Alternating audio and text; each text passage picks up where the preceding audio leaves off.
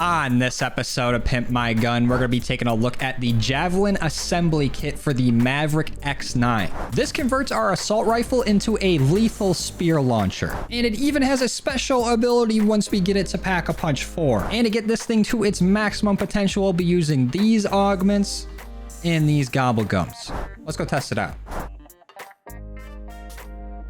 They've been knocking it out of the park for the aftermarket parts this season. We started with an underbarrel shotgun for a sniper, and now we can convert our entire weapon into a javelin launcher. And the cool thing about this weapon is that it kind of doubles as a melee weapon where we can actually hit them with the harpoon at the end of our gun. And it does 126 damage for a crit, which is not terrible. But what is terrible is that this is not compatible with melee macchiato. I went ahead and tested some augments out prior to coming in here to make sure that I had the best possible combination of augments for this. And after messing around with every single melee macchiato augment, there was nothing that really worked with this weapon. Every single time it would just use the melee macchiato punch, which is, you know, the purpose of the perk. But I really wish we could just use that to scale up the melee damage on this weapon, because it would be a lot of fun to just melee around with this with a little bit of faster melee swing speed and to take advantage of that Mocha Mall augment where we can get some ammo back from our melee kills. But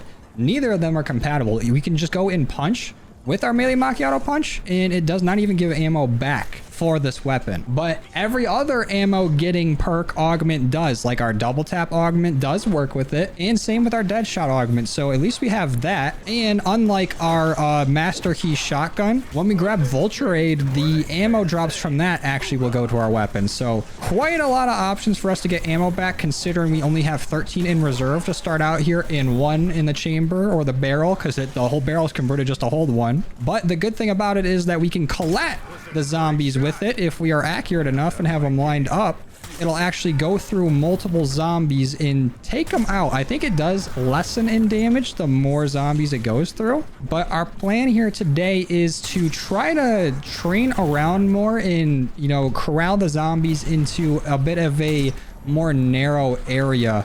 That way we can get them closer to a single file line and take out more zombies and try to conserve more ammo. Another part of our plan here today is to take this against the Dark Heart and see if this is any good against bosses, but also to stay in standard till we get it maxed out just so we can see the damage numbers on it. Then we're gonna go head on over to Curse Mode and try it out on Pack-a-Punch 4. But speaking of Pack-a-Punch, let's go ahead and set up our 115 Easter egg so we can get it Pack-a-Punched right away. Bring me my Pack Crystal. Thank you. Let's go ahead and Pack-a-Punch it. Grab our perk, get this up to rare, and with our melee, it unfortunately doesn't even scale with Pack-a-Punch or an upgrade to our rarity.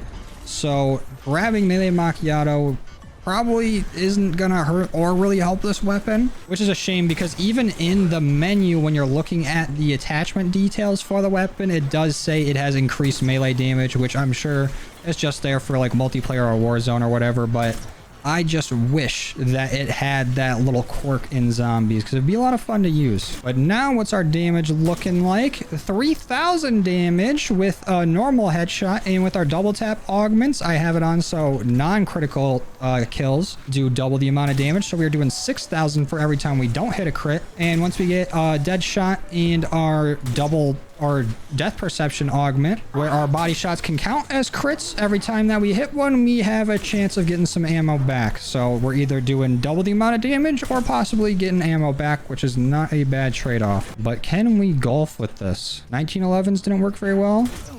Neither does that. We just impaled the golf ball. And so we can save a little ammo. I'm grabbing Vulture Aid right away. Hopefully it can drop a little bit for us. Oh, here it is. Oh, it only gives us 1 arrow per little ammo drop, but I guess it's better than nothing. And let's see if double tap will want to help too. Give us some ammo, please, double tap. Oh, it did. Let's go. The more of these we combine, the more ammo we're going to be able to conserve. Oh, and what a cruel TED task. Melee kills. Oh, if only. Just take a look at this. Our melee punch gives no ammo back. What a shame. Oh, and it immediately gives us melee macchiato from that. Can't escape it. Wait a second. Hold on. Did it actually give it back? Okay, so whatever I said, that was just wrong. Yeah, I guess it will work, but I never noticed because I wasn't doing it with an empty gun. Because Mocha Mall only refills your magazine, and technically We only got room for one. Okay. So that is still an option. Just probably not a very good one. And one of my favorite things about this weapon is that it actually works with Frenzied Guard, so we can just sit here and spam it.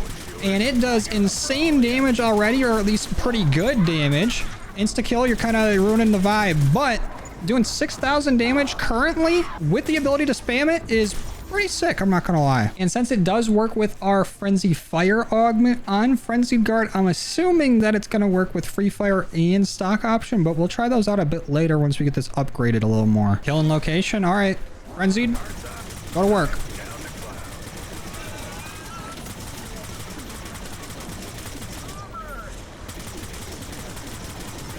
It was actually so satisfying with Frenzied. Easy. All right, let's see if we can extreme coupe on our way to getting some PAP 3 legendary. Come on, we're almost there. Honestly, the little melee macchiato punch in between a few shots is not a bad combo.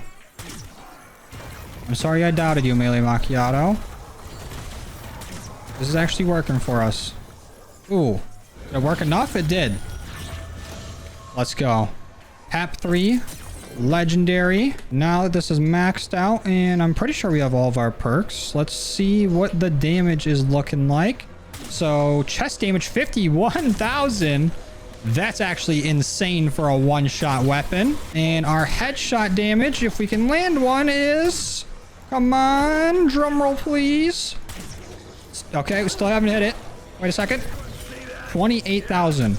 So that double tap augment puts in insane work. If they're gonna give me a free full power, let's go ahead and use it. Let's just spam this. Absolutely obliterate the entire round. I can't believe how much damage this does. 51,000 is actually nuts. But unfortunately, I know it's not gonna do that much against the boss, because not only do we have a damage cap, but also that is our non-critical shots. But that 24,000, 23,000, something like that will still be pretty decent, hopefully. Now that it is fully upgraded, does stock option work? Let's pop it and see. Oh, yeah, it does. Ooh, so this and Frenzy Guard, Frenzy Fire, such a good combo. Especially with the amount of damage this can do. Ooh, we can tear through basically any sort of mini boss, like any elite, and it'll definitely make fighting the boss a bit easier too. All right, Darkheart, it's your turn, buddy. Just you wait, pal. We actually get to pierce his heart with this. Hopefully. We just got to get through this first phase. Now, something I'm not confident this can do is do the defense step well. This is going to be no Mustang and Sally, but maybe we can actually hold them off. It just sucks that this isn't the greatest against armor. Like, we only do around like 20,000 damage against armor, and it turns them into a 2-hit kill, which sucks. Especially if we miss a shot. Maybe we just throw a monkey bomb for this. Okay, all the defending is done, and we've actually barely lost any ammo, and I haven't even bought any. So we're doing a pretty good job at actually getting it back through our augments. Now let's see if we can continue to do that by hitting the Darkheart's crit spot. So I'm going to frenzy it immediately. Only problem with this is there's a little bit of bullet drop, so it might be difficult to actually hit the spots that are vulnerable. Or, oh, there we go. Only 5,000 damage. That seems a little low, especially considering how much we're doing to just normal zombies. Like, going from 50,000 to 5,000 is extreme drop off. We've taken like a little bit of his health off. It's just not that great to use when we don't have a frenzied ready to go. But I'm not ready to give up on it yet. Let's grab some ammo and then hit our stock option. Ammo, stock option, and let's get to lighten them up. Can we even break one of these crit spots? None of them have broken yet. But we have run out of ammo. Okay. Oh, probably not the most optimal weapon to be using here. Oh, my Lanta. Fire tornado took me down. Bastard. Okay. So, definitely not a weapon I would bring in against a boss. But we're gonna have to try to finish this.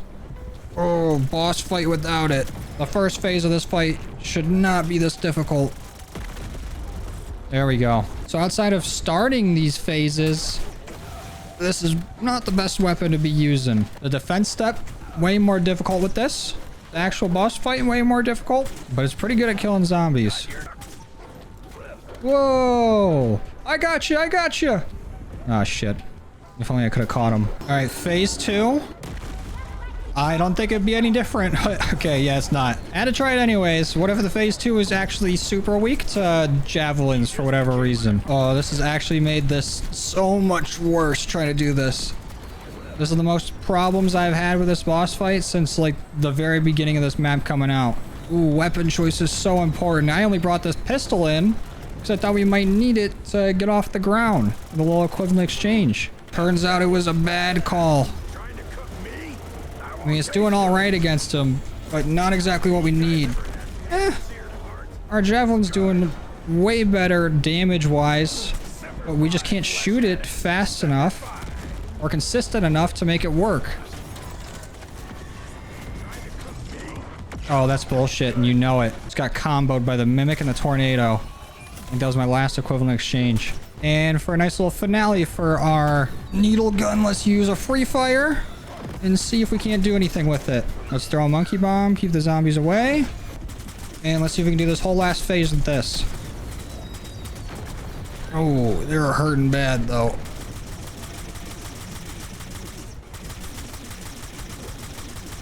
It's working. It's not very efficiently. But we're almost there. Come on. You can do it, Javelin. I believe in you. Oh, it's so low. We gotta do this before our free fire runs out. Monkey bomb, go over there. Oh! Whew. Made that way more stressful than it needed to be. But we got it done. Got it right as the free fire ran out. And that's done with. Let's go ahead and hop into Cursed and see what this is like at PAP 4. Because its boss killing abilities aren't the greatest, but maybe we get to a decently high round with it. And maybe PAP 4 will just give it that little extra oomph that we're looking for. Even though 51,000 damage is still pretty good. So even though we can't pick what weapon we start out with here in Cursed, we actually have the MX9 or X9 Maverick, whatever this gun's name is, as a wall buyer right here on Ashwood in the starting room of Ashwood Survival. So let's go ahead and scoop it up. And actually, now that I'm thinking about it, this has got to be a terrible gun for Cursed, at least point-wise. We're only going to be getting 60 points a kill. Oh man, we are going to need a point weapon. It is a necessity. But it can't just only be 60, right? No, we can get 100 there. Why was it only 60 for that zombie kill? Did I already shoot it a little bit with my pistol? Is that what it was? Okay, I'm learning things. Didn't think it was possible. But can we even start this up with it? Oh, it looks like we can. But we might not even have enough javelins to do it. But can it do enough to one-shot the big one? Nope. What about a two-shot? Yep. Mr. Peaks! Mr. Peaks! Please give me PAP 3. Nope, PAP 1. You know what? I'll take it. Because that is a lot of perma perks. And interestingly enough, hip firing with this does not count as hip firing. Don't know why. According to Ted, our hips do lie. We got a Zersa. Ooh. So that had to have been a crit, meaning we're not doing as much damage as we could, but that was a two-shot kill. That's what I'd like to see in Doomsteel. We're all done. And we finally have enough to go ahead and get this to ultra rarity. And we have enough to go ahead and get pack 4. Let's just make our way down there. Hopefully we don't get ambushed. Give me that. Ooh! In the pack 4 ability, we get 2 of our javelins in the barrel instead of 1. Wow. Didn't think anything was going to change with it. And when you look at that, it kills in one of them. But honestly, having 2 is kind of huge, especially for us in our ammo getting methods when there's a lot more zombies here.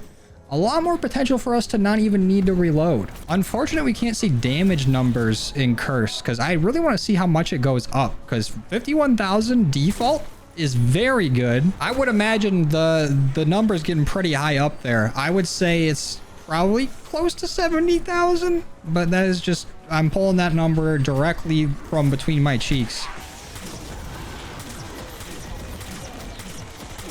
That was a pretty good stretch right there without needing to reload. Now bring out a bear. Let me talk to him. I want to see if we can get back to one-shotting him. I hear a bear, but I don't see one. Come on out here. I just want to see how many shots it takes. There it is. Come on, zombies. Let me get a clear shot at him. Let me take a peek. Just a little look-see. 1, 2. Back to two-shotting him on round 33. Now there's a different health cap in Cursed. I don't know what it's at exactly, but we know it's higher than 55. I'm assuming that since all the survival map challenges for Cursed specifically have rewards at like round 70 something, that it could be near there, but maybe it's infinite. Who knows? All I know is I want to use Frenzied and absolutely demolish this entire horde. It sounds so cool when we're frenzied up. Actually, we don't even need to be frenzied up. We can just buy some ammo and hit them with a stock option. Now listen to this.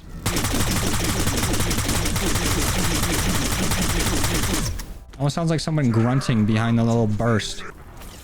Round 55, baby. Now let's throw a quick monkey bomb so we can focus on the bear real quick. That was 2 shots, 4 shots, 5 shots, 6 shots, 7 shots does it. That's a decent amount for taking a bear out, but also they got an insane amount of health. As for the rest of these guys, let's hit them with a nice little frenzied. And it is looking like armored zombies are taking more than 1 hit to kill, which is very disappointing. I really just... I don't know many weapons that are going to one-hit through armor, which just makes weapons feel not as strong, especially weapons that are more of like a 1 to 2 shot type thing. Like those slower fire rate weapons kind of feel less powerful when we have zombies that are impossible to one-shot. But it's still not like absolutely awful. It's just a little annoying. Like our PAP 2 ability helps out a bit, especially since we can collat, but I really think we just need whatever new perk they decide to add in if we get one. Should have something to make armor not as good on zombies. Or just nerf the armor in general. That'd be cool. But at least it still one-shots normal zombies, I think. Oh yeah, it does. Ooh, and we are running out of ammo a little bit faster now, but it's taken up until this round to do it. We have not really been having to run to buy ammo too much. We've actually been getting really good ammo drops when we're not like using Frenzied. Because with Frenzied, we just fly through our ammo so quick. But just using the gun without it, we're getting like a sustainable amount back. Let's kill one more bear and then get out of here. I think we've shown what this weapon can do for the most part. Oh, zombies, relax, relax. There we go. Bye-bye. I guess we'll finish the round out. Let the trap do it. All right, bye-bye, zombie. I'm out of here. But overall review of our Javelin launcher, it's better than I expected it to be, and it actually has some pretty good synergy with some of the augments that we were using, and it worked very well, even into the late rounds in Cursed. And speaking of Cursed, it having a PAP 4 ability definitely helps it out, definitely helps the longevity of the weapon in those later rounds. And it's just a pretty interesting aftermarket part. We've had some that were interesting, like the Akimbo LMGs, and they just overheat way too fast, or some other aftermarket parts that just have a cool concept and then just aren't that great in zombies. But this one, it toes the line. It's pretty good at taking zombies out. Not that great against bosses, but it can actually handle its own in the later rounds. It's the same thing with the underbarrel shotgun. They're finding a good balance with these, and I hope that we get more unique, cool aftermarket parts in this game, because they're a lot of fun to test out. But I'm gonna go ahead and get out of here. Thank you guys for watching. I truly appreciate all your love and support, and I will see you in the next one. Later.